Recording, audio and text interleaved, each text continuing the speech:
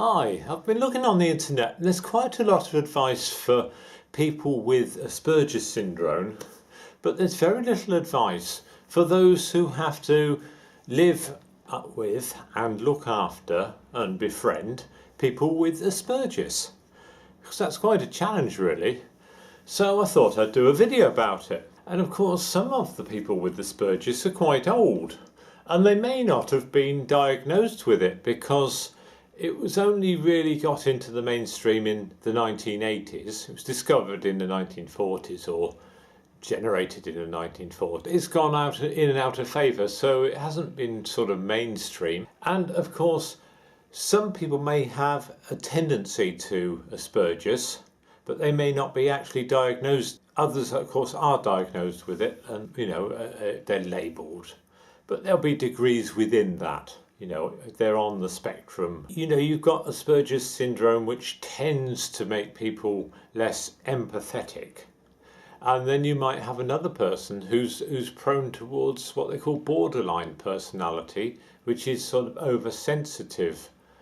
And if you get the two, so you get one who's oversensitive and one who's undersensitive, as it were, and unable to empathise with others, it amplifies the problem, doesn't it? It's worth knowing about these things, and it's very worth knowing about yourself. They say there's only one journey, and that's the journey within.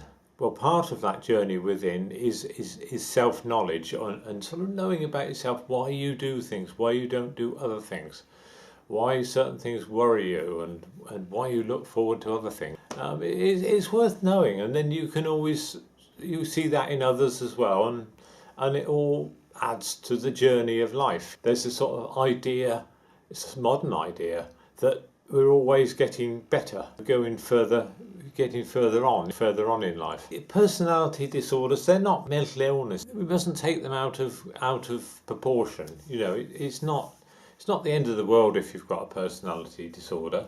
I believe that everybody has some sort, no one's born perfect. Everybody has some sort of disorder and will tend towards something that would be not deemed 100% by society, because that's what we're basing our values on, society values. These things that aren't 100%, I mean, you might have been born with them, it might be something in your brain, or it might be just something in your upbringing. We all face challenges, and we all have ups and downs. So as I say, it's all to do with the journey of life. Now, one of the tendencies for Asperger's type people is that they tend to be able to focus exceedingly well on lists and things like that, and they're quite happy with their own company. They're quite happy to spend a lot of time on their own, not socialising. So if you're doing that, you're not sort of learning social skills. And others who sort of care about them, try to bring them up, might think, I don't think it's very good that such and such is in their room all the time. I think they ought to be out and about. They ought to be out. We ought to try and encourage them to socialise a little. But even if the Asperger's type person does retreat to their room and get totally involved in their own projects, the chances are that in dealing with social networks, computers and clubs and even television, watching how different people deal with situations, more knowledge coming in, all sorts of benefits of television. It's rather poo-pooed upon by the middle classes, but I think it's quite a good thing myself. Even if you don't manage to get your Asperger's friend to socialise much, I think just the ordinary things of modern life, the knocks, will knock the corners off them and possibly make them more rounded individuals. It won't probably be enough to make them into a fully integrated human being, and it is good to try and get people out and to become more socially aware and to gain social skills, because sooner or later people do have crises in life and they need the social skills to cope with them, marriage breakups or house repossessions, losing jobs, whatever. But if you are going to embark on trying to get an Asperger's type person to socialise more and learn more social skills, don't think it's going to be easy. And don't expect them to thank you for it.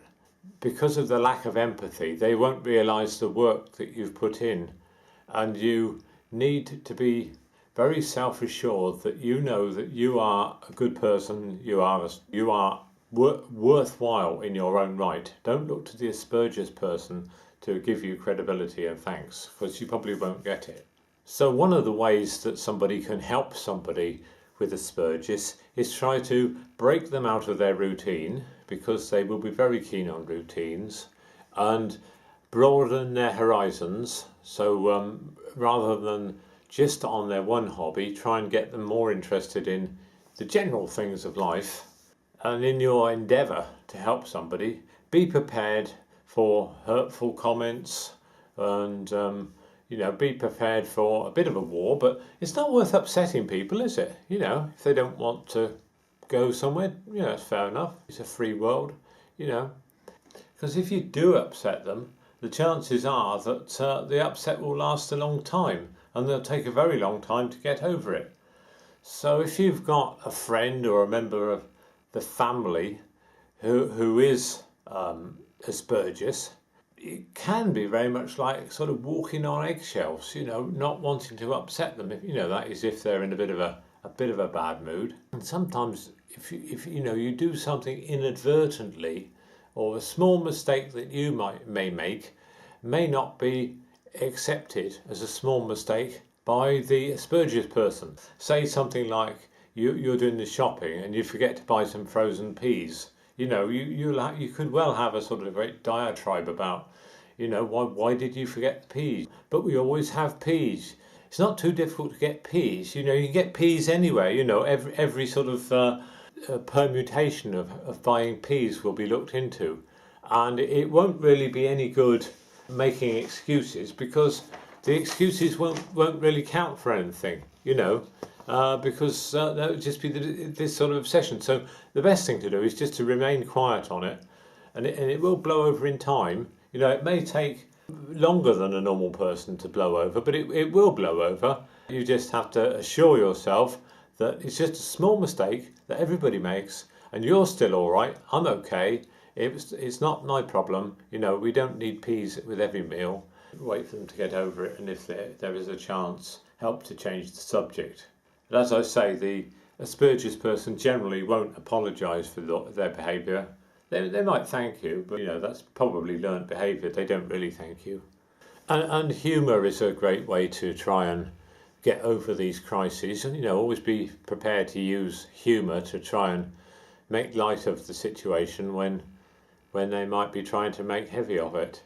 Asperger's person's humour probably won't be quite the same as your humour, and they'll laugh at other things, and that'll be part of the good things about them, because that'll help to broaden your mind, help you to think in a different way. And I think Asperger's people can be exceedingly funny at parties and life and soul of a party. They have great things that they can do, concentrating on a single project. They can focus their attention and get work done that others may find completely tedious. So it's good to cherish the good times that you have with a particular person. It's not all bad, there will be some good things. And with any of these personality disorders, as I say, it's not a mental illness, it's just a different way of thinking, and we have to keep that idea in perspective all the time. Don't make it bigger than it is. And everybody's on this journey of life where we're becoming better people in theory, and everybody has difficulties to overcome. But one thing to remember is that the human brain is the most complex thing in the whole universe. It's the ultimate thing, really. Subconsciously, it can synthesize all sorts of things. Situations will be changing all the time. People with personality disorders, yes, they can improve and, I don't know, perhaps even get over their personality disorder, because the human brain is so incredible. It can do things consciously, which is like cognitively, because then you're actually trying to work with it, cognitive therapy. but also things can happen subconsciously. New ideas can just flick up like that, or in a dream, and everything can become new. The situation can just change like that. Things that were exceedingly hard, difficult, could become much lighter and much easier. So keep the faith, and all the best with whatever project you decide to embark on. Right, bye for now.